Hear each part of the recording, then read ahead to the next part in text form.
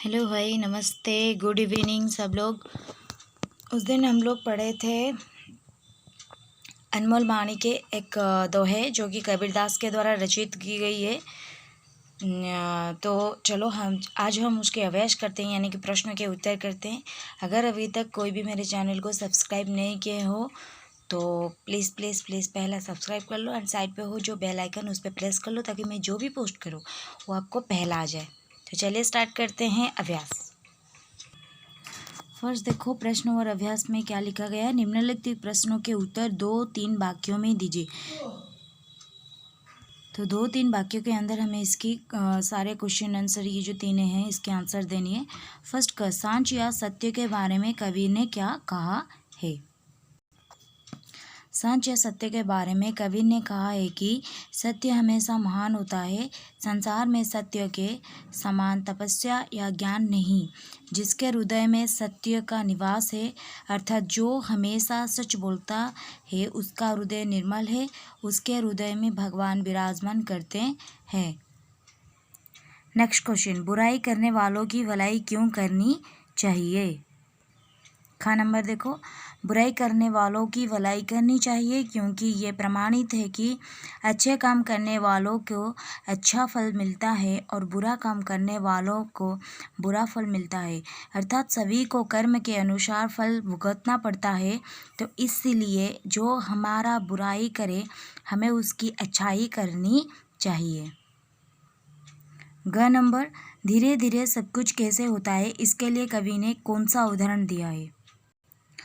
धीरे धीरे सब कुछ होता है, उसके लिए धैर्य की आवश्यकता है। धैर्य से ही हम लोग धीरे धीरे सब कुछ कर सकते हैं।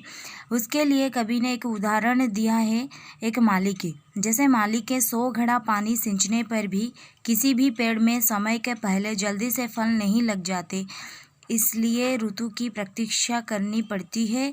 वक्त के आने से ही पेड़ में फल लगाते हैं। देन 2 नंबर देखो, निम्नलिखित पदों को अर्थ 2-3 वाक्यों में शब्द स्पष्ट कीजिए। तो ये जो यहाँ पर लिखी गई है पद, उसके अर्थ हमें स्पष्ट करनी है। फर्स्ट पहला, जाके हृदय सांचे ताके हृदय आप। चलो उसको स्पष्ट करते हैं। जाके हृदय सांचे ताके हृदय आप। ऊपर की पंक्तियों में कबीरदास कहते हैं कि इस संसार में सत्य के समान तपस्या या ज्ञान नहीं, क्योंकि सत्य हमेशा महान होता है।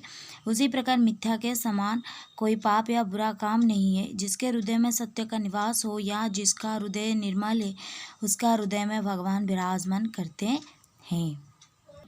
ख नंबर, जो तो को कांटा बुबे ताही बोयो तो फूल। इसकी अर्थ क्या है, चलो देखते हैं।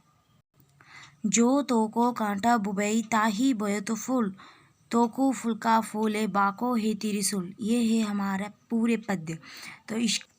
तो इसका अर्थ है, संत कबीरदास का कहना है कि जो तुम्हारे रास्ते पर कांटा बोता है, यानी जो तुम्हारी बुराई करता है, तुम्हें उसके रास्ते पर फूल डालना चाहिए।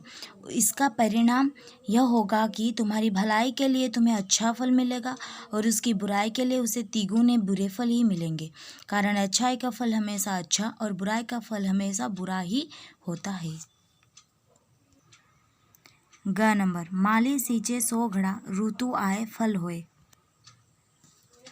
तो इसका अर्थ है कि संत कबीरदास कहते हैं, संसार में हर काम धीरे धीरे समय पर ही होता है। उसके लिए धैर्य की आवश्यकता है। जितने प्रयास करने पर भी समय पहले कोई भी काम नहीं होता। जैसे अगर माली धैर्यहीन होकर 100 घड़ा पानी सींचे तो समय के पहले उस पेड़ में न फूल खिलेगा न फूल फलेगा। इस तरह हर कोई कार्य के लिए उपयुक्त समय की प्रतीक्षा करनी पड़ती है।